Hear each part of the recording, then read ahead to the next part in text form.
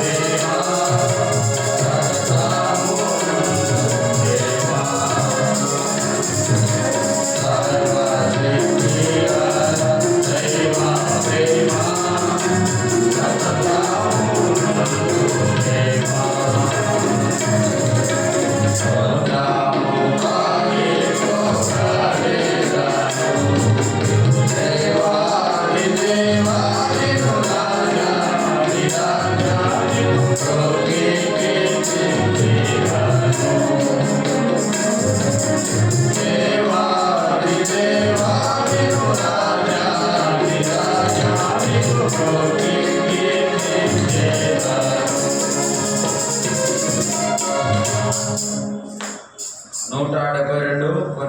పుస్తకాలు 170 ప్రణుతింతుము మా యెహోవా పరిపూర్ణ మహిమ ప్రభావం. 172 కొన్ని పుస్తకాల్లో 170.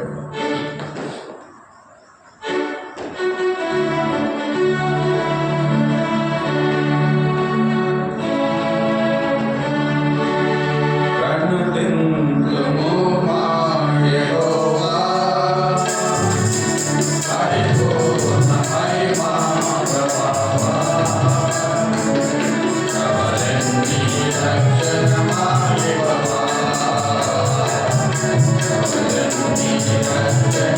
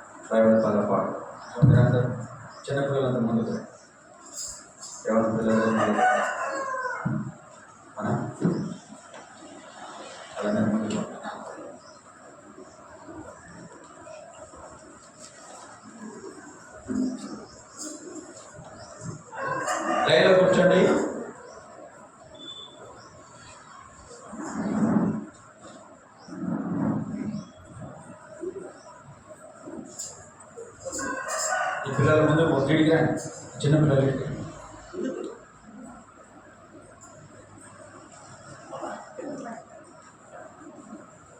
ఇక్కడ లేదు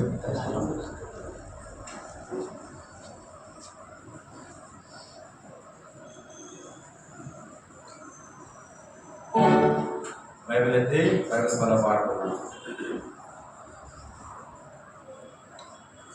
భలే బాలే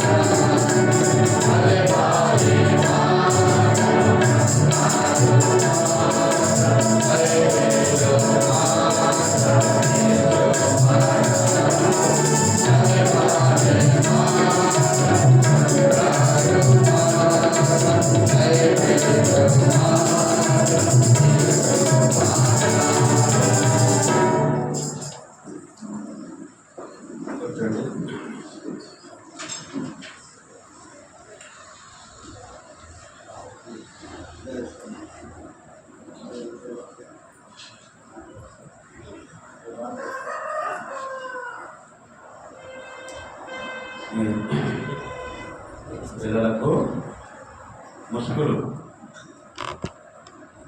తీసుకొని రావాలి. అందరానికి వచ్చినప్పుడు కొత్త పిల్లలు వస్తున్నారు కదా, మీరు ముసుగులు తెచ్చుకోవాలి. రెండవది జడలు వేసుకోవాలి. వెంట్రుకలు విరబోసుకోకూడదు మందిరం. జడలు కూడా చక్కగా జడలు వేసి ముసుగులు వేసి మందిరానికి పిల్లలను తీసుకొని రావాలి. అది మనం దైవికంగా దేవుని సన్నిధిలో గడిపే సమయం. ప్రభువును ఆరాధించడానికి మనం దేవుని వాక్యంలో నుండి ప్రకటన గ్రంథం 21వ అధ్యాయము, ప్రకటన గ్రంథం 21వ అధ్యాయం 5వ వచనము అందరం కలిసి చదువుకున్నాం. ప్రకటన గ్రంథము 21వ అధ్యాయము 5వ వచనము అందరం కలిసి చదువు. బాగానే బిగ్గరగా చదవండి, స్పష్టంగా గట్టిగా చదవడానికి ప్రయత్నించండి. అప్పుడు సింహాసనాసీనుడై ఉన్నవాడు, ఇదిగో సమస్తమును నూతనమైనవిగా చేయించున్నానని చెప్పి, మరియు మాటలు నమ్మకమును నిజమైనవిగా రాయమని ఆయన నాతో ప్రార్థన చేసుకున్నాను. మోకరించగలిగిన వారు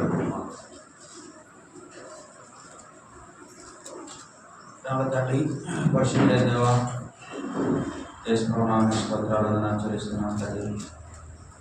ఈ యొక్క ప్రభుత్వాన్ని బట్టి మీకు చెల్లిస్తున్నాను. నీ పిల్లలముగా మీ సన్నిధి చేరి వచ్చాం. నీ సన్నిధి అనుభవించడంలో మీరే మాకు సహాయించారు.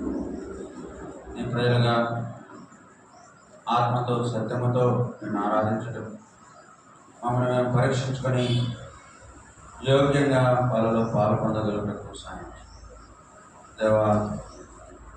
పాటల ద్వారా నేను మైపట్టు సాయం, నీ మాటల ద్వారా మీరేమో బలపరిచి సాయం చెదురుగా అప్పగించుకుంటూ నీ రక్తం పోషించి మనం రావాల్సిన వేడుకను సలహా తీసుకుని చేసుకున్నాం, ప్రార్థించి వేడుకున్నాం తండ్రి.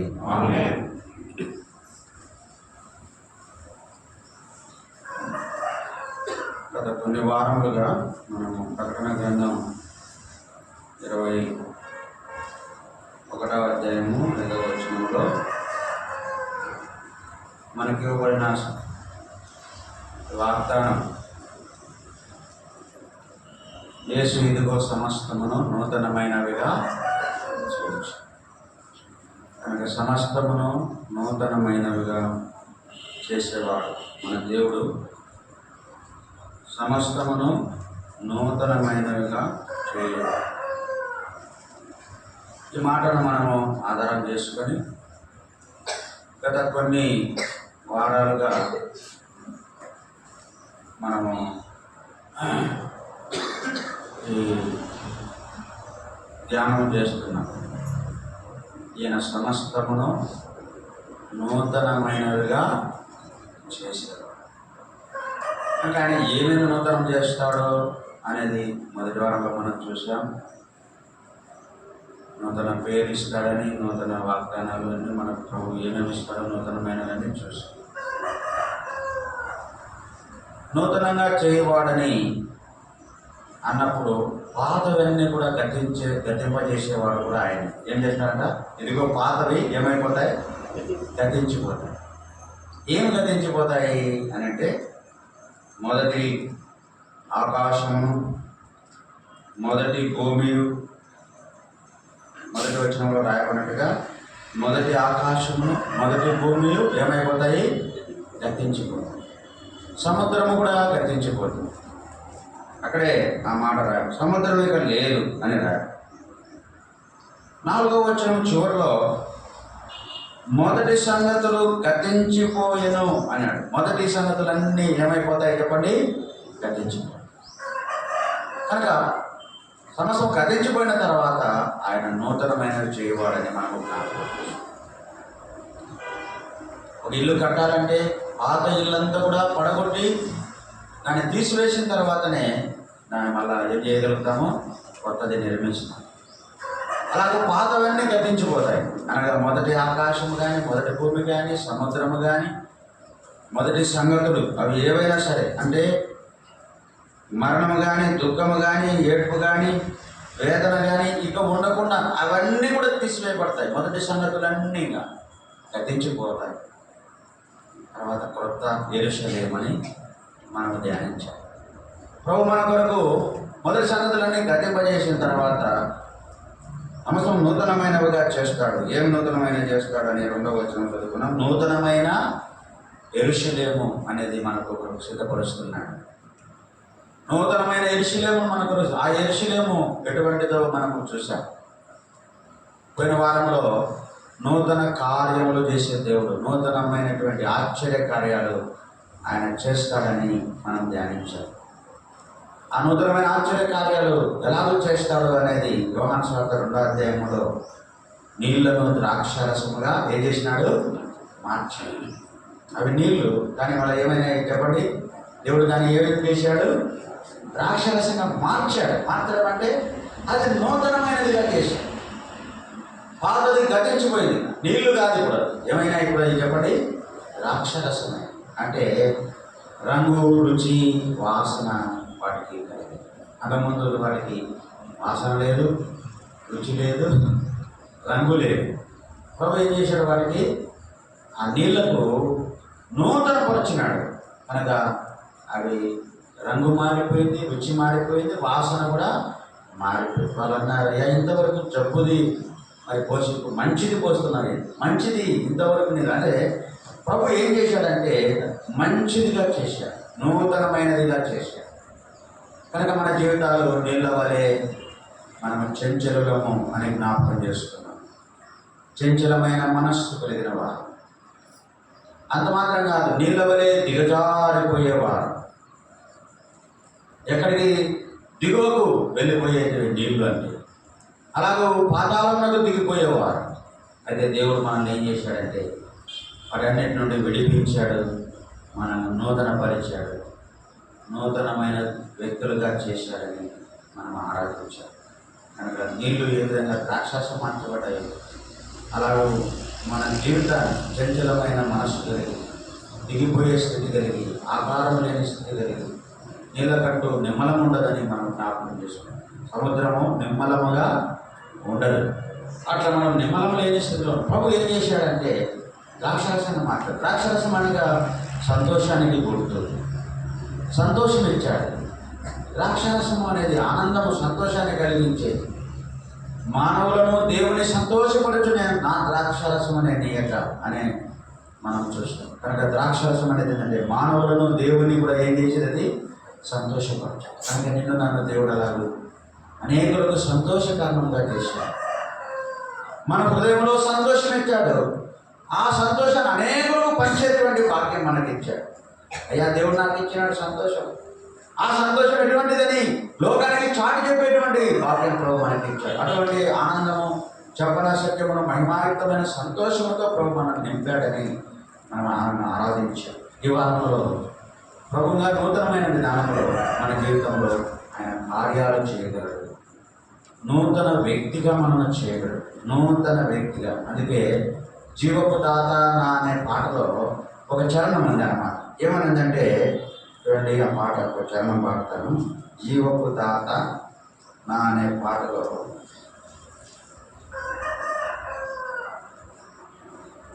427లో ఒక చరణము ఏమనంటే 2వ చరణము పాడుతున్నాం.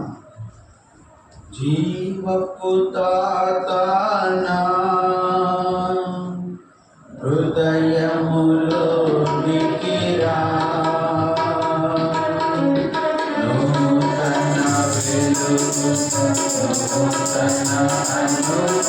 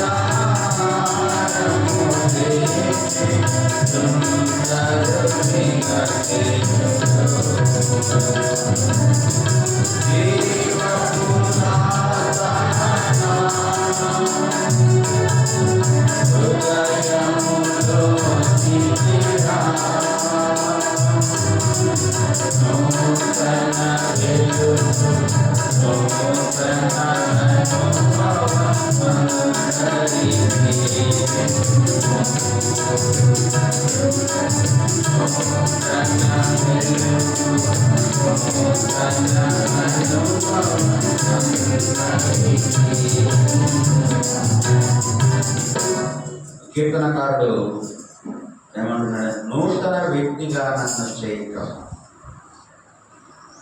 ఆయన నూతన వ్యక్తిగా తాను కావాలని ఆశపడుతున్నాడు.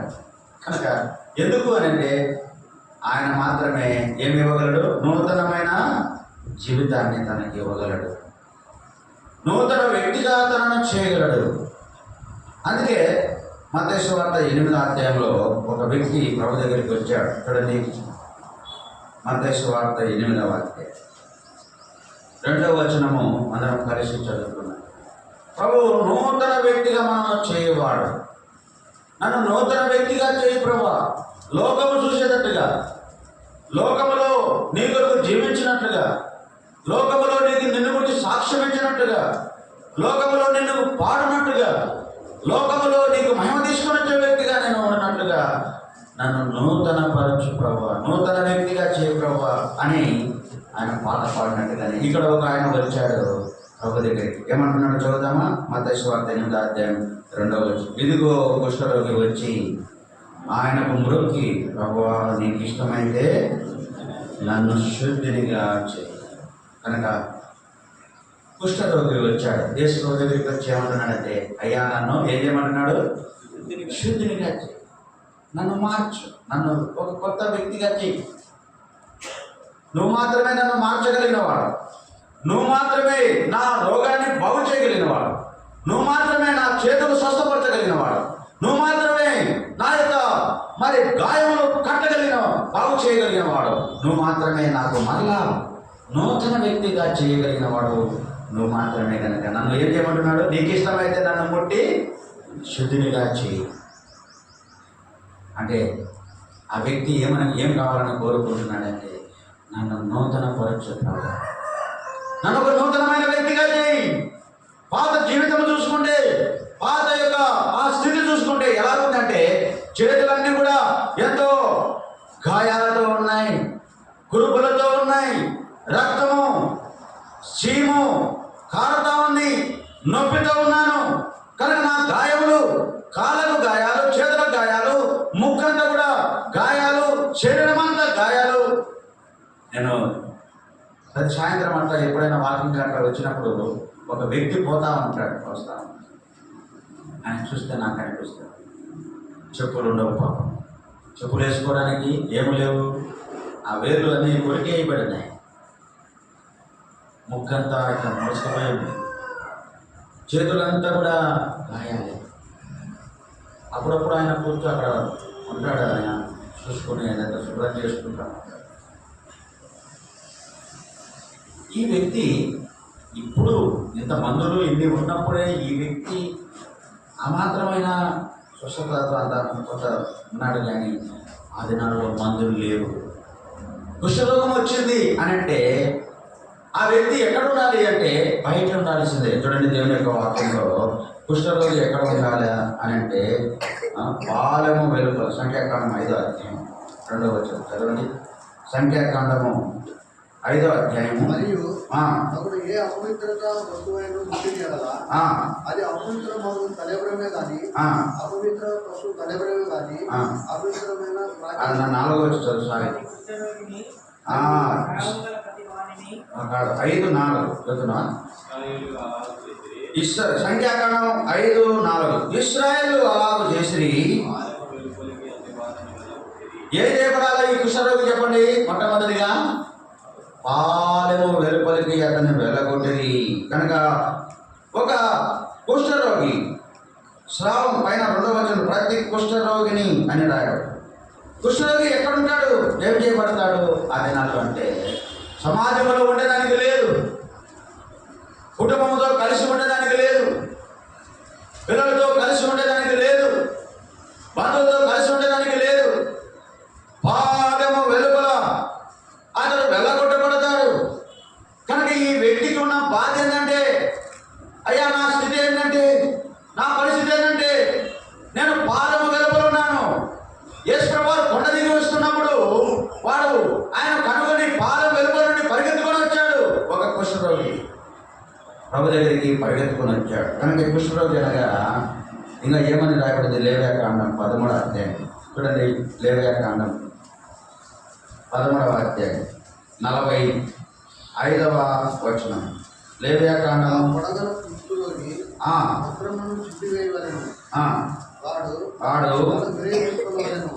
వాడు తల విరేమోసుకొనవలెను. పై పెదవిని కప్పుకొని ఏమన్నారంటే చెప్పండి? అపవిత్రుడను బిగ్గరగా పలుకవలెను. కనుక వాడు రెండవదిగా వాడు అపవిత్రుడు. కనుక లోపలికి రావడానికి వీల్లేదు. ఎవరైనా పిలవాలి అంటే వాని పెదవి కప్పుకొని ఏం చేయాలంటే, నేను అపవిత్రుడను అని గట్టిగా వాడి దగ్గరికి రాకుండా అనవాలి. ఎవరైనా వస్తున్నారనుకో, పోతున్నారనుకో, తెలియక వస్తారేమో నా దగ్గరికి అని చెప్పి ఏం చేస్తాడంటే ఆ పెదవి కప్పుకొని నేను అపవిత్రుడను అని గట్టిగా అతడు పలికినప్పుడు వాడు అపవిత్రుడై ఉంటాడు. కనుక ప్రత్యేకముగా 46లో రాయబడినట్టుగా వాడు ప్రత్యేకముగా నివసింపవలను, వాని నివాసము పాలెము వెలుపల ఉండవలను. కనుక ఒక కుష్ఠరోగి ప్రభు దగ్గరికి వచ్చి, అయ్యా నన్ను నూతనపరచు, నన్ను పరిశుద్ధపరచు, నన్ను పవిత్రపరచు, నన్ను బాగు చేయి, నీకు ఇష్టమైతే నన్ను శుద్ధినిగా చేయంటున్నాడంటే ఈ పాత జీవితం అనేది ఎంత ఘోరమైందో, ఎంత అపవిత్రమైందో, ఎంతగా పాలన వెలుపల నివసిస్తున్నానో, ఎటువంటి గాయాలతో దెబ్బలతో నివసిస్తున్నాడు అనేది మనకు జ్ఞాపకం చేయబడుతుంది. యెషయా గ్రంథము చూడండి, ఇర్మియా గ్రంథంలో బాధ గాయాలు గురించి అక్కడ ఒక మాట రాయాలి. ఇర్మియా గ్రంథం 30వ అధ్యాయం 12వ వచనం చదవండి. ఇర్మియా గ్రంథం 30వ అధ్యాయము యెహోవా యెహోవా ఇలాగ సెలవిస్తున్నాడు, యెహోవా ఇలాగ సెలవిస్తున్నాడు, నీ వ్యాధి ఘోరమైనది, నీ వ్యాధి ఘోరమైనది, నీ గాయము బాధకరమైనది. కనుక నీ గాయములు బాధకరమైనవి, నీ వ్యాధి ఘోరమైనది. అక్కడ 14వ వచనం చదవనా? 14వ వచనం, నీ స్నేహితులందరూ నిన్ను మరచిన్నారు, నీ స్నేహితులందరూ నిన్ను మర్చిన్నారు, వారు నిన్ను గురించి విచారింపరు, వారు నిన్ను గురించి విచారింపరు. నీ నీ గాయముల చేత నీ వరచేతులేమి, కలిగిన నొప్పి నివారణ కాదు, నీ కలిగిన నొప్పి నివారణ కాదు. నీ పాపములు విస్తరించినందున నీ దోషములను బట్టి నేను నిన్ను ఇలాగ చేస్తున్నాను. కాబట్టి ఆ వ్యక్తికి ఉన్న గాయాలు, ఆ వ్యక్తికి ఉన్న దెబ్బలు, అవి ఎంతో బాధకరమైనవి. నీ వ్యాధి ఘోరమైనది, నీ గాయములు బాధకరమైనవి. అంత మాత్రం కాదు, అవి ఎలా ఉంటారంటే ఎవరునూ నిన్ను దగ్గరికి రారు, నిన్ను విచారింపరు. నీ గాయముల చేత నొప్పి చేత నీవు అరిచినను, నీ నొప్పి నీ గాయములకు ఏం లేదు, నివారణ లేదు, మందు లేదు, చికిత్స అనేది లేదని మనకు జ్ఞాపకం. అలాంటి పరిస్థితి అది ఒక 13 చివర్లో రాయబడింది. నీ గాయములకు చికిత్స చేయదగిన మందు నీకు లేదు. అలాంటి పరిస్థితుల్లో ఆ కుష్ఠరోగి అక్కడ ఎంతో ఉన్నాడు. అది తన యొక్క పరిస్థితి. అందుకే వాడు వచ్చి ప్రభు దగ్గరికి ఎందుకు వచ్చాడు? వాడు ప్రభు దగ్గరికి వచ్చి ఏమని వేడుకుంటున్నాడు? అయ్యా, నీకు ఇష్టమైతే నన్ను శుద్ధినిగా చేయి, నీకు ఇష్టమైతే నన్ను నూతనమైన వ్యక్తిగా చేయి, నీకు ఇష్టమైతే నా చేతులు బాగు చేయి, నీకు ఇష్టమైతే నన్ను స్వస్థపరచు, బాగు చేయి ప్రభువా అని వాడు ఎంతో ప్రభు దగ్గరికి వచ్చాడు. పిల్లరా, ఎందుకు అంటే ఆయన మాత్రమే నూతన వ్యక్తిగా.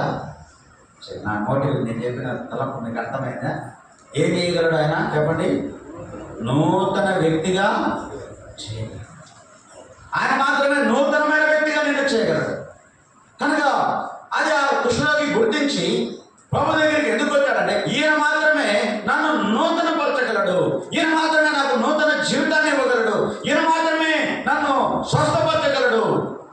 నాకు నూతన జీవితం కావాలి అంటే ఈయనే నాకు నూతన జీవితం. ఎందుకంటే పాత జీవితం అంత భయంకరమైనదంటే అది అపవిత్రమైనది, అది ఊరి వెలుపల ఉండేది, అది గాయములతో నొప్పులతో, మందు లేకుండా, చికిత్స లేకుండా, నొప్పులతో అరుస్తాం.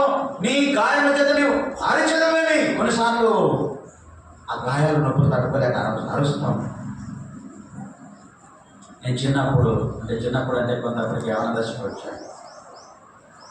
మా జేజీ షుగర్ పేషెంట్. ఇంతకుముందు ఒకసారి చెప్పాను. షుగర్ పేషెంట్ అయితే కొంచెం బాగలేకుండా ఉంటే మా చిన్న చూడడానికి వచ్చి ఏం చేశాడంటే మంచి ఫ్రూట్ జ్యూస్ తెచ్చినాడు. ఫ్రూట్ జ్యూస్, తీయని ఫ్రూట్ జ్యూస్ బాటలు తెచ్చినాడు. ఆగమా అప్పటికి షుగర్ గురించినంత అవగాహన మాకు లేదు. మా ఇంట్లో ఎవరికి, మా చెల్లికి ఉన్నట్టు కూడా మాకు తెలియదు. ఆమెకు ఉన్నది కానీ మాకు తెలియదు. ఎప్పుడైతే ఆమె అది తెచ్చినాడని, నా కొడుకు తెచ్చినాడని ఎప్పుడైతే తాగిందో షుగర్ ఏమైపోయింది చెప్పండి? పెరిగిపోయి చిన్న పొడికనేళ్ళ దగ్గర మరి గాయం ఏర్పడి ఆ ఏలు తినేసింది, ఇంకొక ఏలు తినేసింది. నల్లగా అయిపోతా ఉంది, కాలు కొరికేస్తూ ఉంది. ఈరోజు చూసినట్టు రేపు ఉండడమే. ఈరోజు ఒక ఏళ్ళు పోయిందంటే మరుసటి రోజుకు 2 ఏళ్ళు పోతున్నాయి, 2 ఏళ్ళు పోయినాయంటే మరుసటి రోజు 4 ఏళ్ళు వెళ్ళిపోతున్నాయి. మా నాయన ఆమె నడవలేదు, మంచంలో ఎట్లా చేయాలా? వీళ్ళకి కూడా అర్థం కాలే. షుగర్ పెరిగిందంటే కనీసం ఇన్సులిన్ వేసేదో అది నాలో అంత షుగర్ మీద పెద్ద అవగాహన లేదు.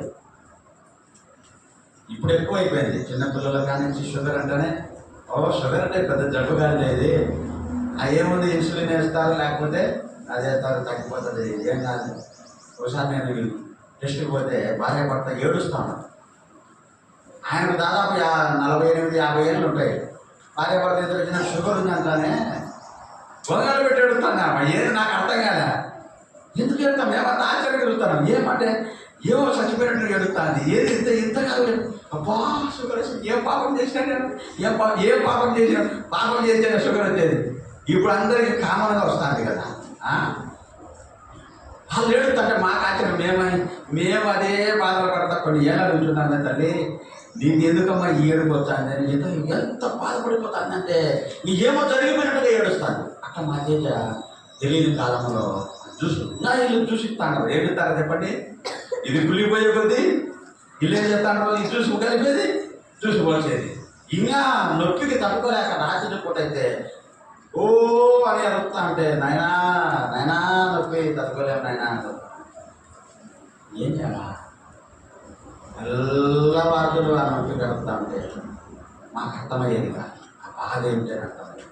చూడరా, గాయముల చేత నొప్పుల చేత అరుస్తూ ఊరి వెలుపల నా అనేవారు లేకుండా, సోదరుడు లేకుండా, భార్య లేకుండా, పిల్లలు లేకుండా, ఒంటరిగా ఊరి వెలుపల అపవిత్రుడు అనుకుంటూ ఎవరి దగ్గర రాకుండా ఉండేటువంటి ఆ స్థితిలో ఉన్న వ్యక్తిని ఎవరు బాగు చేయగలరు, ఎవరు నూతనపరచగలరు అంటే ఈయన మాత్రమే నన్ను నూతనపరచగలరని అలాంటి స్థితిలో నుండి ప్రభు దగ్గరికి వచ్చి, అయ్యా నీకు ఇష్టమైతే నన్ను బాగు చేయి, నన్ను స్వస్థపరచు, నన్ను నూతనపరచంటానే ప్రభు ఎంత ప్రేమ గలవాడు. చూద్దామా మత్తయి సువార్తలో, నాకు ఇష్టమే నీవు శుద్ధుడవు. మత్తయి సువార్త 8వ అధ్యాయం. ప్రభు ఎంత ప్రేమ గలవాడంటే ఆయన ఆ వ్యక్తిని చూసి ఏమన్నాడంటే 3వ వచనం కలిసి చదువుకుందామా, అందరం కలిసి చదువుకుందామా. అందుకు ఆయన చెయ్యి చాపి వాడిని ముట్టి, నాకు ఇష్టమే నీవు శుద్ధుడవు కమ్మని చెప్పగా తక్షణమే వాని కుష్ఠరోగము శుద్ధుడు. తక్షణమే వాని కుష్ఠరోగము ఏమైపోయింది చెప్పండి, నూతన వ్యక్తిగా చేయబడి. ప్రభు అన్నాడు ఎంత ప్రేమ గలవాడు, ఎంతగా నూతన జీవితాన్ని ఇచ్చేవాడైనా, ఎంతగా నూతన పరిచేవాడు. ఆ వ్యక్తిని ఏ డాక్టర్లు కూడా పోయిన ఏళ్ళు ఎవరు ఇవ్వలేరు, పోయినటువంటి ఈ ఏం చేయలేదు. కానీ ఆ గాయాలు ఇప్పుడు మానేదానికి ఏదో మందులు పూసుకుంటే అది కొరికిపోయినటువంటి ఆ మొండి చేతులు మొండి కాళ్ళు అట్లనే బాగా అయిపోయేదని కొంత మందులు వాడితే స్వస్థ కలుగుతున్నారు. కానీ పూర్తిగా స్వస్థత పొందడం, సంపూర్ణంగా నూతనపరచబడ్డం ఎవరికి సాధ్యం కాదు, ఈయనకు మాత్రమే అది సాధ్యం.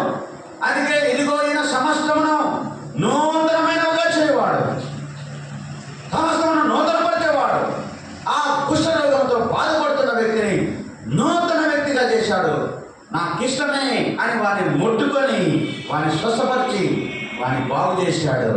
అందుకే వాడు శుద్ధుడైపోయినాడు. తక్షణమే వాడు శుద్ధుడిద్దామని పలకగానే శుద్ధుడైపోయినాడు. వెంటనే చెప్పాడు, నువ్వు వెళ్ళి నీ దేహం కనపరచుకో.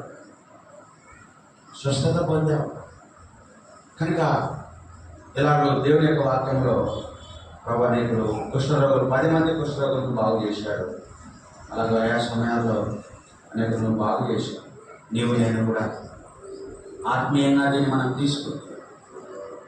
యెషయా గ్రంథం 1వ అధ్యాయంలో రాబడినట్టుగా అరికాలు మొదలుకొని తల వరకు 6వ వచనం చదవండి. యెషయా గ్రంథం 1వ అధ్యాయం 6వ వచనం. అరికాలు మొదలుకొని తల వరకు కొంచెమైనను లేదు, అరికాలు మొదలుకొని తల వరకు స్వస్థత కొంచెమైనను లేదు. ఎక్కడ చూసినను గాయములు, పచ్చి పుండ్లు, అవి పిండబడలేదు, కట్టబడలేదు, కనుక ఎలాగుంది పరిస్థితి మన ఆత్మీయ జీవితం కూడా అంటే, ప్రభును ఎరగక ముందు, నూతన వ్యక్తిగా చేయబడక ముందు, నూతన జన్మ అనుభవంలోనికి రాకముందు, పాప క్షమాపణ అనుభవంలోనికి రాకముందు, నూతన పురుషునిగా చేయబడక ముందు, నూతన వ్యక్తిగా చేయబడక ముందు నీవు నేను ఎలాగున్నామంటే, వాడైతే భౌతికమైన గాయాలు, దెబ్బలు, పుండ్లు, నొప్పులు, ఊరి వెలుపల అపవిత్రమైన జీవితంతో వాడు ఉన్నాడు. నీవు నేనైతే తల మొదలుకొని అరికాల వరకు స్వస్థత కొంచెమైనా లేదిస్తుంది. ప్రభు చూసినా ఎక్కడ చూసినా గాయములే, ఎక్కడ చూసినా దెబ్బలు, ఎక్కడ చూసినా కూడా పాపస్థితి నింపబడిన వారు. ఎవరును మనల్ని చూసినప్పుడు మన పాపములను బట్టి ఎవరు కూడా మనల్ని ప్రేమించలేనంతగా మనం స్వస్థత కొంచెమైనా లేదు, అది పిండపడలేదు, అది కట్టబడలేదు, తైలంతో మెత్తన చేయబడలేదు. అలాగే ఆత్మీయంగా ఎంతగానో చెడిపోయినాం, పతనమైపోయినాం. లోబడిన ప్రజలముగా, వ్యాధి కలిగిన వారుగా మనం కూడా దేవుని దృష్టిలో కనబడుతున్నాం. అయితే ప్రభు ఆనాడు కుష్ఠరోగిని బాగు చేసినట్టుగానే నిన్ను నన్ను కూడా ఏం చేశాడంటే తన రక్తంతో నిన్ను కడిగాడు. తన యొక్క ప్రాణం నీ కొరకు పెట్టి రక్తం కాచి ఆ రక్తంతో నిన్ను కడిగి నీ ప్రతి పాపము కడిగి నీ ప్రతి గాయము కడిగి నిన్ను స్వస్థపరిచి నిన్ను బాగు చేసి నీ ఆత్మీయ జీవితాన్ని స్వస్థపరిచినటువంటి దేవుడు ఆయన. నూతనమైన జీవితాన్ని నీకు ప్రసాదించిన వాడు, నూతన జన్మను నీకు అనుగ్రహించిన వాడు. ఇదిగో పాతది గతించిపోయింది, పాత జీవితం అంతా వదిలిపెట్టి నూతన వ్యక్తిగా చేయబడ్డావు. మార్పు వచ్చేసింది. ఇంకా చాలా మందికి అటువంటి అనుభవం లేదు. పాత జీవితంలోనే ఉంటూ అబ్బా అన్నా ఇలా నొప్పులు అన్నా అంటే నొప్పులు రాక ఏమవుతాయి నీకు? పాత జీవితం పోయిందా? ఏ నొప్పులు? శరీరానికి కలిగిన నొప్పులు కాదు. ఆత్మీయమైనటువంటి జీవితంలో సరైన విధానంలో దేవుడి కొరకు జీవించలేక ఇంకా సంపూర్ణ స్వస్థత, పూర్ణ స్వస్థత కలగని స్థితిలోనే కొంతమంది అట్లానే సాగిపోతున్నారు. ఎప్పుడైనా జ్ఞాపకం పెట్టు, నేను నూతన పరచువాడాయన. ఎలాంటి నూతన వ్యక్తి చేస్తానంటే పరిపూర్ణ స్వస్థత, పూర్ణ స్వస్థత కలుగుతుంది. ఎలాంటి స్వస్థత? పూర్ణ స్వస్థత కలిగితే నువ్వు మరలా నీ లోపల ఎటువంటి పాప జీవితము ఉండనే ఉండదు, పాప నైజం ఉండదు. ఇంకా దేవుని మూలముగా పుట్టినవాడు పాపము చేయడు, చేయజాడు. అంటే అర్థమైంది. దేవుడు నిన్ను ఒక నూతన వ్యక్తిగా చేశాడంటే నీవు ఒక పాతదానికి నీకు పాతదానికి నీకు ఎటువంటి సంబంధం లేదు. ఇంకా వాడు పాద వెలుగుల నుంచి ఇప్పుడు ఎక్కడికి పోయినాడంటే జాగ్రత్త దగ్గరికి పోయి కనపరచుకో. ఏం కారణం అంటే నువ్వు నూతన పరచబడ్డా. నీ చేతులు బాగా అయిపోయినాయి, కాళ్ళు బాగా అయిపోయినాయి, ముక్కు బాగా అయిపోయింది, దేహం అంతా బాగా అయిపోయింది, నీ తల కూడా బాగా అయిపోయింది, అంతా స్వస్థత కలిగి నూతన వ్యక్తిగా చేయబడ్డా. అనగా సగం స్వస్థత కాదు. ఇంటికి వచ్చినప్పుడు ఆరాధన చేస్తాం, పాటలు పాడతాం, అన్నీ చేస్తాం. ఇంటికి పోతానే ఏం చేస్తాం? ఆకేసుకునే వాళ్ళు ఆకేసుకుంటారు, పూలు పెట్టుకునేవాళ్ళు పూలు పెట్టుకుంటున్నారు, గద్దెలు వేసుకునేవాళ్ళు గద్దెలు వేసుకుంటున్నారు. ఏం చేసేది అది చేసి నేను నూతన వ్యక్తి ఎట్లా చేయనట్టు నాకు అర్థం కాలేదు. నేను ఆరాధన చేసి లాభలే. నీ ఆరాధన ఈ స్లాబ్ కూడా దాటిపోదు. మనుషులను సంతోషపడడానికి అర్థమైందా?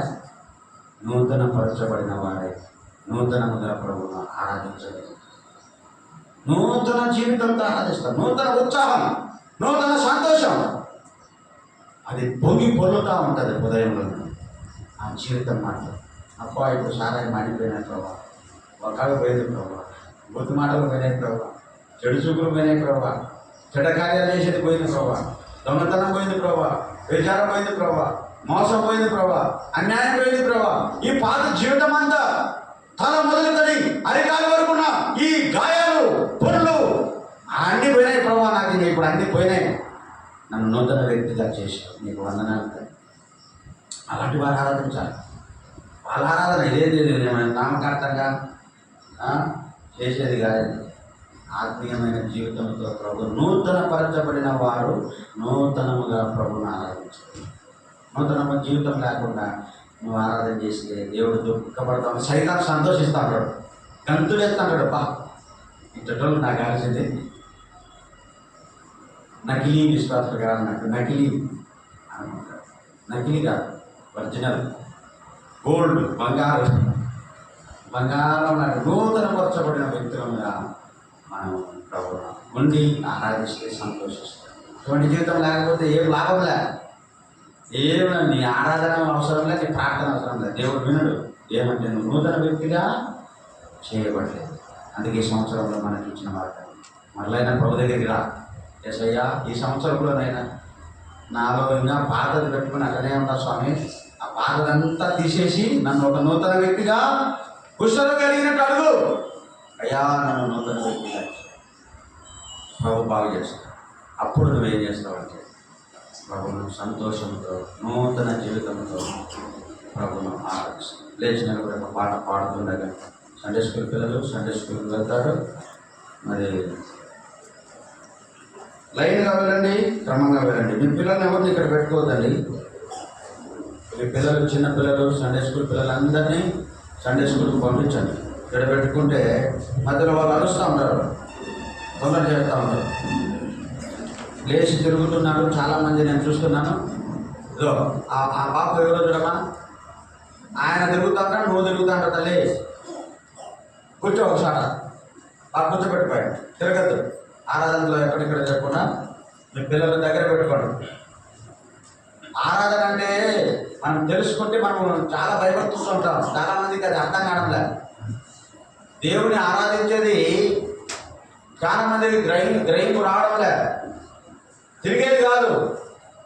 ఆరాధన అంటేనే లేచిపోతారు. ఇప్పుడు పోండి మధ్యలో పాట పాడేటప్పుడు మధ్యలో అటువంటి తిరగద్దు. భయభక్తులతో కూర్చోవడం ఆరాధనలో. కాబట్టి అటు ఇటు వెళ్ళకుండా భయముతో వణుకుతో దేవుడు నీకు ఇచ్చిన నూతన జీవితాన్ని బట్టి సంతోషంగా ప్రభువును ఆరాధించడానికి ప్రయత్నం చేయండి. ఇదే పాట పాడుకుందాం. జీవపు దాత నా హృదయంలోనికి రా అనే పాటలో ప్రభు ఏమి ఇచ్చాడో మనం దాన్ని 427 కొన్ని పుస్తకాల్లో 24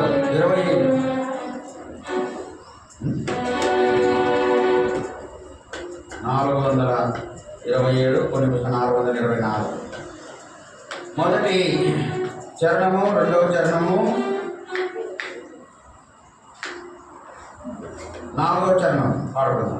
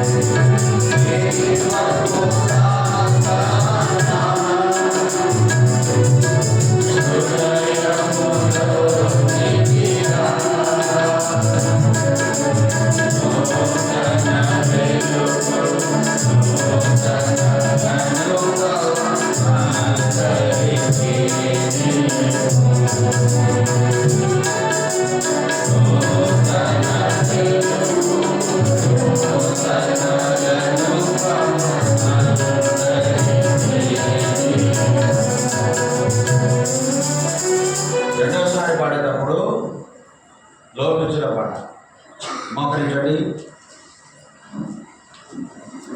మొదట సండే స్కూల్కు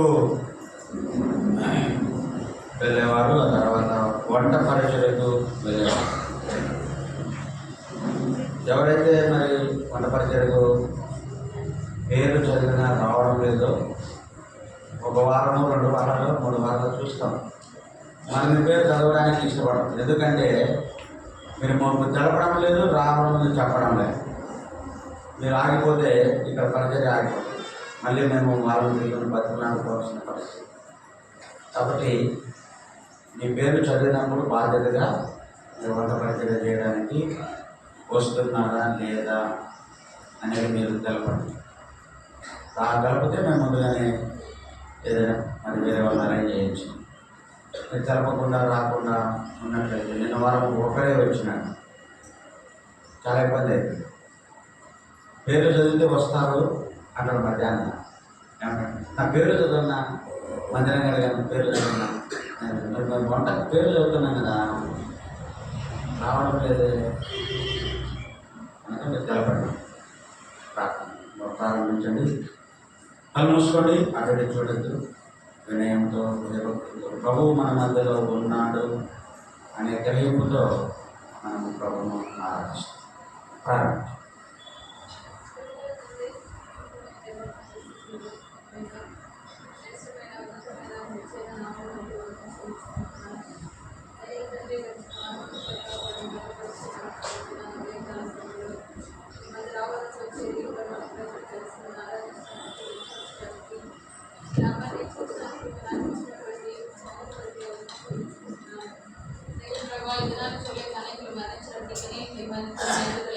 ప్రేమించి రక్షించుకొని దేవా మరి సజీవురాలని సజీవమైన దేవుని ఆరాధించినట్లుగా సజీవులతో ఉంచినందుకే మనం చెల్లించుకుంటున్నాను. తండ్రి ఇంతవరకు మీరు రాసిన వారు మీరు మాకు తీసుకొచ్చిన ప్రతి లేఖనాన్ని బట్టి కూడా వందనాలు. నిజంగా నా యొక్క స్థితి చూసుకున్నప్పుడు నేను కూడా లోకంలో పాపంలో అయినా పాపం అనే కుష్టితో ఉన్నటువంటి దాన్ని, ఎక్కడో పడిపోయినటువంటి స్థితిలో ఉన్నటువంటి దాన్ని ప్రభా, నేను ఎవరు చేర్చుకోలేనటువంటి స్థితిలో, నేను ఎవరి అడగలేనటువంటి స్థితిలో మరి ప్రభా ఉన్నటువంటి నన్ను మీరు జ్ఞాపకం చేసుకొని ఇంత నాశనానికి నరకానికి పాత్రలను నన్ను మీరు ప్రేమించి నన్ను మీరు ఏర్పరచుకొని జగతి పునాది వేపడకమని మీ క్రీస్తులో నన్ను ఏర్పరచుకొని మీ ప్రేమ చేతలను రక్షించి ప్రభా మీకు ఉచితమైన గొప్ప రక్షణ నాకు అనుగ్రహించినావు. ఆ పాప రోగం నుంచి నన్ను విడిపించినావు.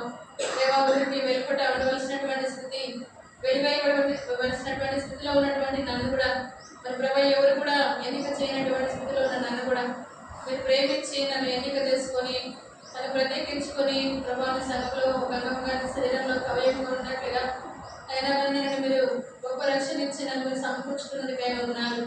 దేవానికి రాజ్యానికి వారసులు నేను సిద్ధపరచుకున్నందుకే వందనము చెల్లించుకుంటున్నాను.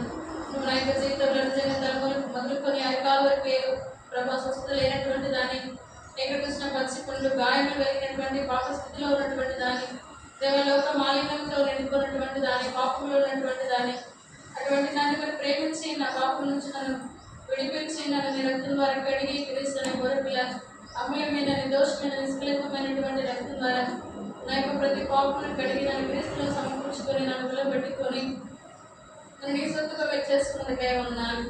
దయల తండ్రి రక్షించి నాటించినటువంటి నా దేవుడుగా నా తండ్రిగా ఉంటూ నడిపిస్తూ నీ భద్రతలో నీ కాపులో ప్రభా నిత్యము నాకు దేవుడుగా ప్రభుడుగా నిజంగా ఎంత గొప్ప దేవుడు, ఎంత నమ్మదగినటువంటి దేవుడుగా నా జీవితంలో మీరు నాకు కేవలం చెల్లించుకుంటున్నాను. దయల తండ్రి మరి ఎందుకు పనికిరా నాడే ఎంత గొప్ప ప్రేమ, నేను పడిపోయినటువంటి స్థితి ఎవరు గాయములు కట్టలేనటువంటి స్థితి ఉన్నటువంటి నన్ను మంచి సమయుడిగా నా ఇంటికి వచ్చి నన్ను సమకూర్చి దేవ కుటుంబీలు వారి ఇంటికి చేర్చినట్లుగా నీ ఇంటిలో నన్ను చేర్చి దేవ నా పాప గాయములన్నింటినీ మీరు కడిగి పరిశుద్ధపరిచి నీ వాక్య వెలుగులో నన్ను నేను సరి చేసుకొని చక్కపరుచుకొని నీకు సమీపంగా రావడానికి మీరు నాకు చూపిన నీ ప్రేమంతని బట్టి కూడా ఉన్నాం చెల్లించుకుంటున్నాను. మీరు ఇచ్చిన గొప్ప రక్షణను బట్టి ప్రభావ నీకు ఏమి చెల్లించగలను. నేను ఐదు దినమైన స్థలితో ఉంటాను నిరీక్షణ మీద నాకు కలిగేస్తున్నాను. ఫలితాలు అనేక విషయాలు తగ్గిపోయి ప్రభావ నేను బాధపెట్టి దుఃఖపెట్టినటువంటి దాన్ని అయినప్పటికీ మీరు ప్రేమించి క్షమించి దేవాలయాన్ని సదువులకులో వచ్చి అనిత్యము నీ భద్రతలో కాపులను భద్రపరిచి నీ ప్రేమను ఆయన అధికంగా చూపిస్తూ నడిపిస్తున్నాను బట్టి ప్రభావ కుటుంబంగా సమయంగా శత్రులు తీసుకొచ్చే ప్రతి శోధనలో మీరు ఉదయమిస్తూ నడిపిస్తున్నందుకు నీ ప్రేమ బట్టి నీకు నేనేమి చెల్లించగలను.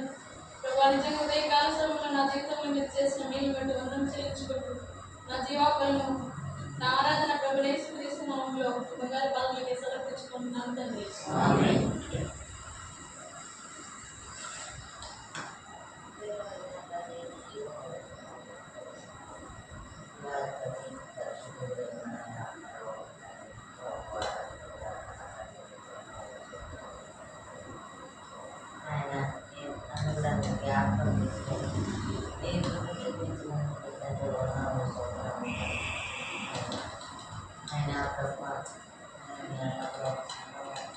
నన్ను కూడా చేర్చుకున్నందుకు ఈ ప్రజలలో నేను కూడా నన్ను కూడా జ్ఞాపకం చేసుకున్నందుకు ఆయన ప్రభువా నేను కూడా తండ్రి ఆయన ఊరి కూడా తండ్రి ప్రభువా పుష్టి రోజుల్లో ఆయన ఎవరు పట్టించుకొని స్థితిలో ఉన్నప్పుడు ప్రభువా ఎవరు నన్ను జ్ఞాపకం లేని స్థితిలో ఉన్నప్పుడు ప్రభువా ఆయన నేను దూరస్తురాలుగా ఊరి ఉన్నప్పుడు ప్రభువా ఎవరు నా వైపు చూడలేదు కానీ ఆయన నన్ను నా వైపు చూసి నన్ను జ్ఞాపకం చేసుకొని ప్రభువా ఆయన ప్రభువా రక్షకుడా కన్న తండ్రి ఆయన నీ పరిశుద్ధమైన రక్తంతో తండ్రి ప్రభువా ఆయన నా పాపములను కడిగి నేను పవిత్రపరిచి నన్ను దీవం పోసి ఆయన తండ్రి నన్ను పవిత్రాలుగా చేసినందుకు నీకు ఎంతో కృతజ్ఞతలు స్తోత్రములు చెల్లించుకుంటాను ప్రభువా. ఆయన యేసయ్య గొప్ప దేవ రక్షకుడా ఆయన ఇంత నన్ను చేసినందుకు నీకు నేను ఏమిచ్చి రుణం తీసుకోగలను తండ్రి. ఏమిచ్చిన రుణతురాలు నేను ఒప్పుకుంటాను. శ్రీ చేసిన నా స్థితి ఆరాధన యేసయ్య బంగారు పాదములకి సమర్పించి ఆరాధించుకుంటున్నాను కన్న తండ్రి.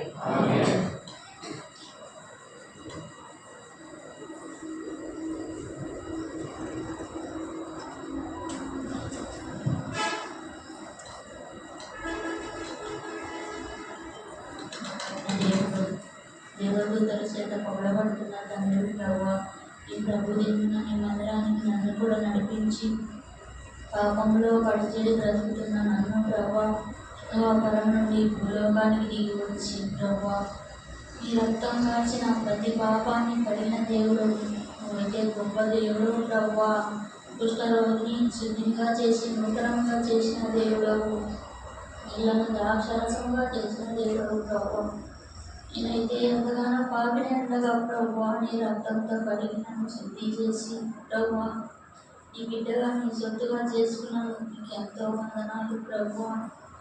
ప్రభువా నీకు స్తోత్రాలు వందనాలు చెల్లిస్తున్నాను ప్రభువా.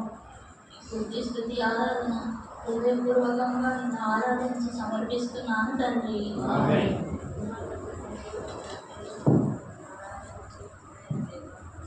నీ ఘనమైన శ్రేష్టమైన చూపిస్తున్నాను.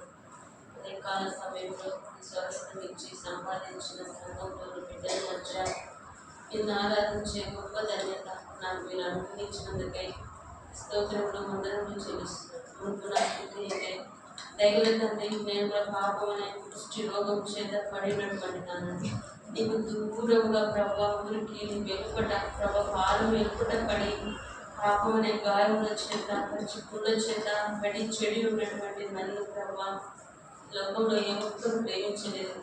మీరైతే నా స్థితిని చూచి నన్ను ప్రేమించినారు. ఓ ప్రభా నా యుద్ధకు వచ్చినారు. నా స్థితిని చూచి నా యుద్ధకు వచ్చి ప్రభా తగినటువంటి తండ్రి నా పాపములకు ప్రతిగా ప్రభా ఆ కల్వరి శిలువలో ప్రభా మీరు కార్చినటువంటి అమూల్యమైన రక్తము ద్వారా నాకు పాప విమోచన విడుదలిచ్చినారు. నూతన వ్యక్తిగా నన్ను చేసినారు. నీ బిడ్డగా నీ సొత్తుగా చేస్తున్న స్తోత్రంలో వందనం చెల్లిస్తున్నాను. దయగల తండ్రి, నా పట్ల, నా కుటుంబం పట్ల మీరు చూపిస్తూ వస్తున్న ప్రతి మీరు ఒక కారణం బట్టి నేను నీకేం అర్పించగలను ప్రభా. ఏమిచ్చినా రుణస్థురాలను మొక్కుకుంటూ నా హృదయపూర్వకమైన స్థుతి ఆరాధన యేసయ్య బంగారు పాదములకు సమర్పించి ఆరాధిస్తున్నాను తండ్రి.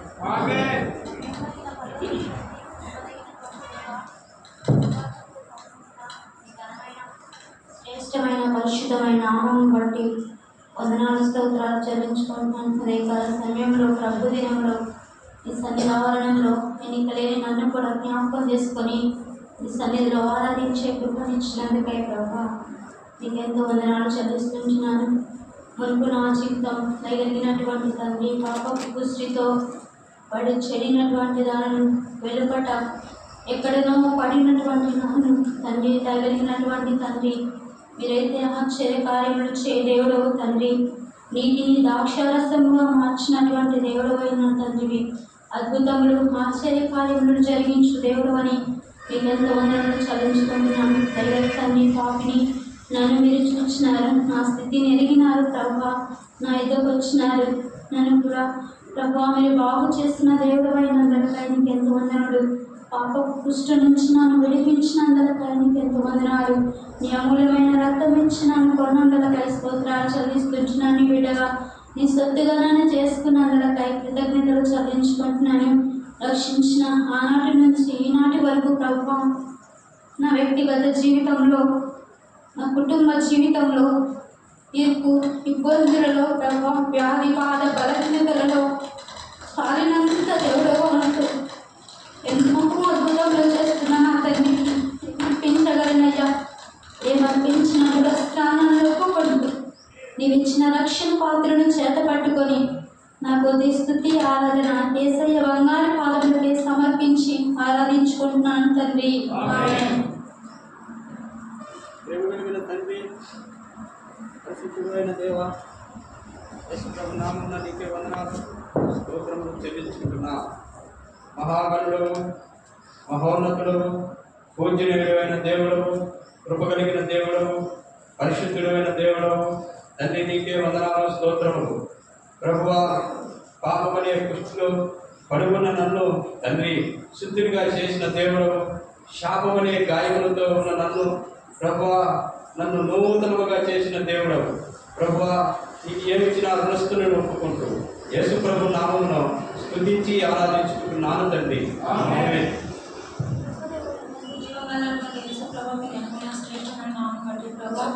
బంగారు పద్ధతులకు కృతజ్ఞత ఆస్తులు చెల్లించుకుంటున్నాను.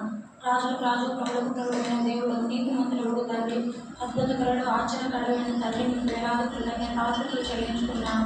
ఎంతమంది నా చెల్లెలు కట్టించుకున్నప్పటికీ ప్రభావ నా గదిలో గురించి ప్రభావం ఉదయగాల సమయంలో మీ ప్రజల మధ్య ప్రభావ కూడి నేను స్థుతించి ఆరాధించేదనేత నాకు అనుగ్రహించినందులకై స్తోత్రాలు చెల్లిస్తున్నాను. ప్రభావ నా స్థితి అయితే ప్రభావం పాపని కుష్ఠరోగంతో ప్రభావ నేను కూడా పాలు మేలుకల ప్రభావ పాలవేయబడినటువంటి స్థితిలో నేను జీవిస్తూ వచ్చినటువంటి దాన్ని నా పాపమును బట్టి నా పవిత్రతను బట్టి ప్రభావ నేను శిక్షకు కారుకురాని తండ్రి ఆడకాలం మొదలుకొని తల వరకు స్వస్థత కొంచెమైనా లేదు ప్రభావ. లోకంలో భ్రష్టత్వంలో జీవిస్తూ వచ్చినటువంటి దాన్ని అయితే పరలోక తండ్రి మీరు నా ఎంతగానో ప్రేమించి రక్షించుకున్నారు ప్రభావ. నాకు మరలా నూతన జీవితంను అనుగ్రహించి నూతన వ్యక్తిగా నన్ను చేసినందులకై స్తోత్రములు చెల్లించుకుంటున్నాను. నా నిమిత్తమై ప్రభా నేను పొందవలసిన శిక్షను ప్రభా నాకు బదులుగా మీరు సులువులో నా కొరకై అర్పించినందులకై స్తోత్రములు చెల్లించుకుంటున్నాను. నన్ను ఎంతగా ప్రేమించి రక్షించిన తండ్రి మీకు వేలాది కృతజ్ఞతాస్తుతులు చెల్లించుకుంటూ ఇంత మంచి దేవుడవు నాకు ప్రభుడుగా తండ్రిగా ఉంటున్నందులకై కృతజ్ఞతావందనములు చెల్లించుకుంటూ నా ప్రియ రక్షకుడైన యేసుక్రీస్తు శ్రేష్టమైన నామమున స్తుతించి ఆరాధిస్తున్నాను తండ్రి. పరిశుద్ధమైన ప్రభుత్వ తండ్రి మీ ప్రేమకి వందనం చెల్లిస్తున్నాను నాయన. మరొకసారి మీ పాదముల చెంత మోకరించడానికి మీరు నాకు ఇచ్చిన గొప్ప శ్రేష్టకరమైన సమయానికి మీకు ఎంతైనా వందనం చెల్లిస్తున్నాను తండ్రి. ప్రభావ ఆ కలువలో మీరు కాల్చిన రక్తం ద్వారా నాకు విడుదల మోక్షాన్ని అనుగ్రహించినందుకు మీకు ఎంతైనా వందనం చెల్లిస్తున్నాను తండ్రి.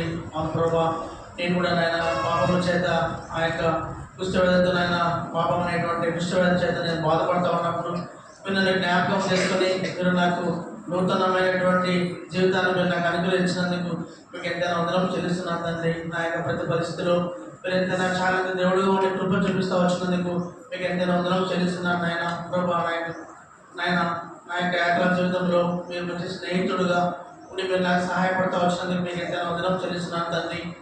నాయన ప్రభా